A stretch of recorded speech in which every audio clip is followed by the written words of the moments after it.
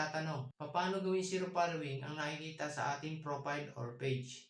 Ito pong video ito ay para sa mga hindi pa nakakaalam na gawin ito. Kung alam mo na kung paano gawin ito, maaari mo nang skip ang video nito.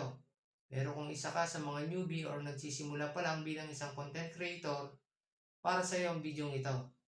Okay, simulan na tayo. Open natin ang ating Facebook at itap natin ang menu sa kanang itaas. Pagkatapos, itap natin ang setting, yung gear icon na nasa kanang itaas. I-swipe natin hanggang makita natin ang followers and public content. Swipe natin at itap natin itong who can see the people pages and list you follow.